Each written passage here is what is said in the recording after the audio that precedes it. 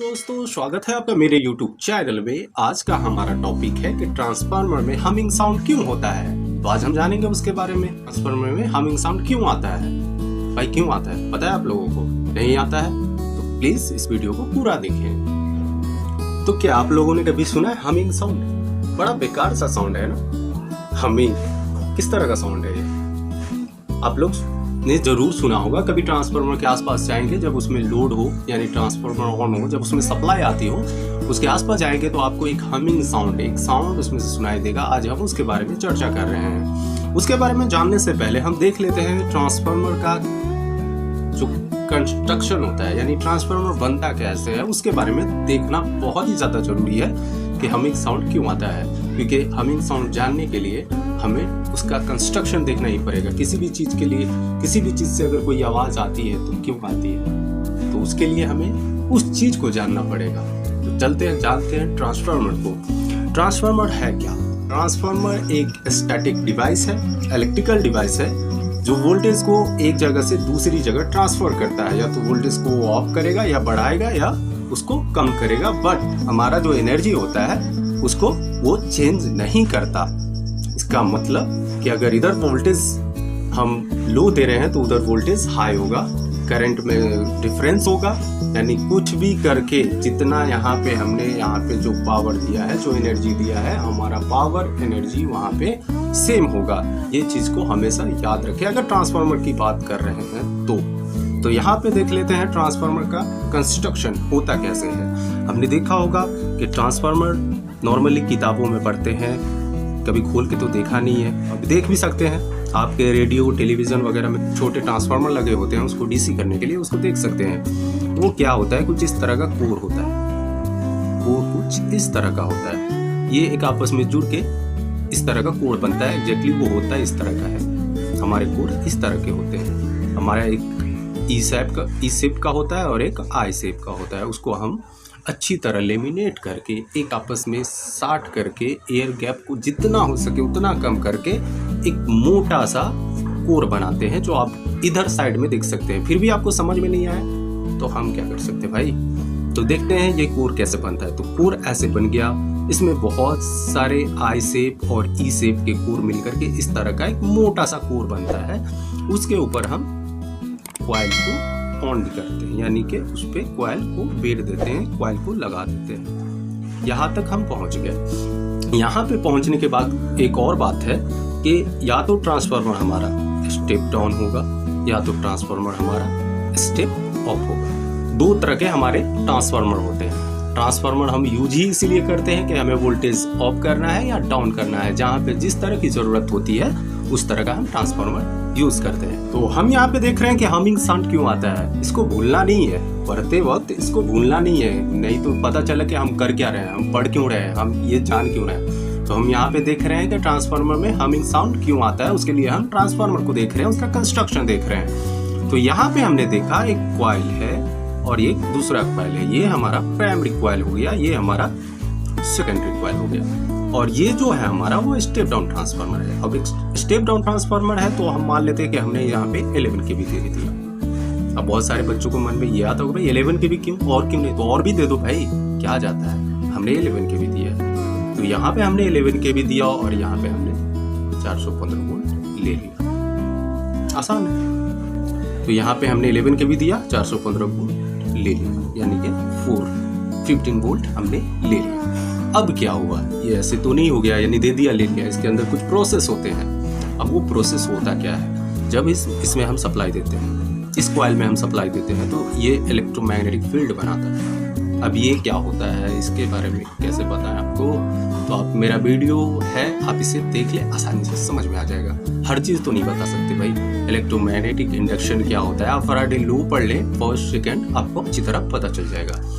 तो यहाँ पे क्या होता है, 11 के भी हमने इसमें दिया तो इलेक्ट्रोमैग्नेटिक फील्ड बनाया। इलेक्ट्रोमैग्नेटिक फील्ड की वजह से फ्लक्स गया, फ्लक्स की वजह से इसमें ये लिंक हो गया, और ये यहाँ पे कम कॉइल होने की वजह से ये स्टेप डाउन है, तो इसलिए यहाँ पे ज्यादा कॉइल होगा, यानी कि कॉइल का मात्रा हम इस पे ज्यादा बेरेंगे और इसमें कम बेरेंगे कि हमें 415 वोल्ट मिल जाए। तो हमें यहाँ पे ये मिल गया। अब हुआ क्या, जब हमने यहाँ पे 11 के भी दिया तो ये हाई वोल्टेज है, तो जब हमने यहाँ पे 11 के भी दिया तो ये एक हाई वोल्टेज है, तो इसके अंदर कुछ प्रोसेस होते हैं। तो क्या होता है वो मैग्नेट वाला प्रोसेस जो होता क्या है कि जब ये इस कोर से फ्लक्स जाता है, ये कोर हमारे लेमिनेटेड होते हैं। ये मत समझना कि ये कोर से जुड़ा हुआ है तो सप्लाई ये कोर से इस कोर में चला गया, ऐसा नहीं होता है। ये लेमिनेशन होता है, ये इससे कनेक्ट, इसके ऊपर बेरा रहता है बट इससे कनेक्शन नहीं होता उसका, ठीक है। ये मैग्नेट के थ्रू काम करता है, मैग्नेट के थ्रू ये लिंक करता है। हमने जाना है, हमें पता होगा कि एक तो हमारा परमानेंट मैग्नेट होता है और एक टेम्पोररी मैग्नेट होता है। तो यहाँ पे हम बात कर रहे हैं टेम्पोररी मैग्नेट की। परमानेंट मैग्नेट हमेशा मैग्नेट रहता है, बट टेम्पोररी मैग्नेट करता क्या है कि जब हम इलेक्ट्रिक सप्लाई उसमें देते हैं तो वो मैग्नेट का रूप लेता है, और सप्लाई जब हटा लेते हैं तो वो मैग्नेट नहीं रहता, वो बस कॉइल रह जाता है। तो इसमें वही फंडा हो रहा है। जब हमने इसमें सप्लाई दिया 11 के भी तो ये इलेक्ट्रोमैग्नेटिक फील्ड बनाया, उसकी वजह से फ्लक्स इसमें बहा, फ्लक्स की वजह से इस वायर में लिंक हुआ और 415 वोल्ट मिल गया।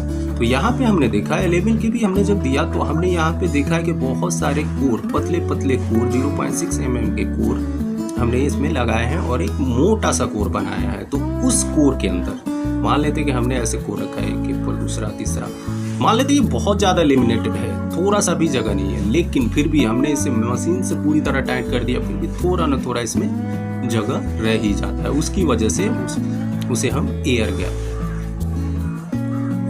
वो एयर गैप की वजह से जो साउंड जो आता है वो वोल्टेज हाई वोल्टेज है और इसमें जा रहा है और उसमें एयर गैप है, उसकी वजह से इसमें हमिंग साउंड आता है, जिसको हम हमिंग साउंड बोलते हैं। ट्रांसफार्मर जब ऑपरेट कंडीशन में होता है, ऑन कंडीशन में होता है, तो उसके आसपास सब जाएंगे तो उसके एक साउंड सुनाई देता है जो हमिंग साउंड होता है। ये इसके गैप की वजह से होता है।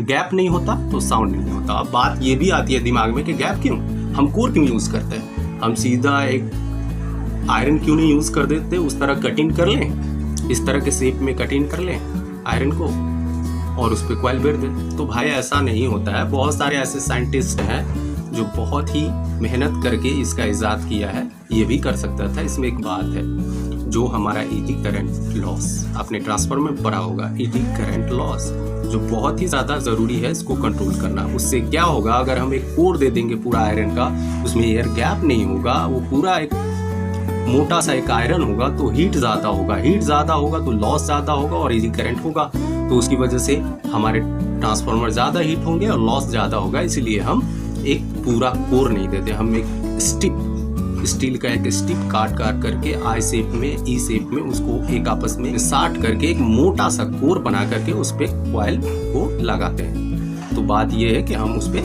ये नहीं दे सकते क्योंकि एडी करंट लॉस बढ़ जाएगा, जो हमारे लिए बहुत ज़्यादा प्रॉब्लम करेगा। हमें पता है कि ट्रांसफार्मर की इफिशिएंसी 97% होती है और इस इफिशिएंसी को बढ़ाने के लिए हमें काम करना है, इसको कम करने के लिए नहीं। हमने अगर ये कोर दे दिया तो इसकी इफिशिएंसी बहुत ज़्यादा कम हो जाएगी, जो हम जनरेट कर रहे हैं इलेक्ट्रिकल सप्लाई, वो हमारा लॉस होगा और हमें बहुत ही ज़्यादा खर्चा हो जाएगा।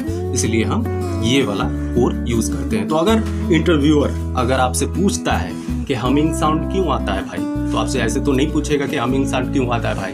उसको देख करके तो आपकी ऐसी हालत ख़राब हो रखी होती है पहले से, तो आप सीधा सा उसका जवाब दे सकते हैं due to air gap. Air gap की वजह से हमिंग साउंड आता है। दूसरा भी है जिसको हम देखते हैं, दूसरा है हमारा मैग्नेटो स्टेक्सन इफेक्ट। बहुत ही डिफिकल्ट नाम है भाई, बट क्या करें, पढ़ना तो पड़ेगा। मैग्नेटो स्टेक्सन इफेक्ट, अब ये क्या होता है? तो यहाँ पे हमने बात किया है कि ये जो सप्लाई है इधर ऐसे ही नहीं पहुँच गया, मैग्नेट की वजह से पहुँचा है। मैग्नेट की वजह से पहुँचा है तो होता क्या, जब इसमें सप्लाई देते हैं तो ये मैग्नेट बनता है, तो ये कोर को अपनी तरफ खींचता है, और इसमें जब मैग्नेट बनता है इसकी वजह से तो ये अपनी तरफ खींचता है, जिसकी वजह से उसी को हम मैग्नेटो स्टेक्सन इफेक्ट बोलते हैं। अब क्या होता है कि ये तो हमारा फिक्स होता है कोर बीच में, ये इधर उधर तो खसक नहीं सकता, जिसकी वजह से इसमें हमिंग साउंड आ जाते हैं। ये इधर खींच रहा है, ये इधर खींच रहा है। यहाँ पे देखना है कि ताकतवर कौन है, तो भाई दोनों एक ही ताकत के हैं, एक ही माँ के बेटे हैं, दोनों ने एक ही दूध पिया है, तो ताकत भी सेम है, तो किसकेगा नहीं, बस साउंड होएगा। तो ये था आज हमारा टॉपिक।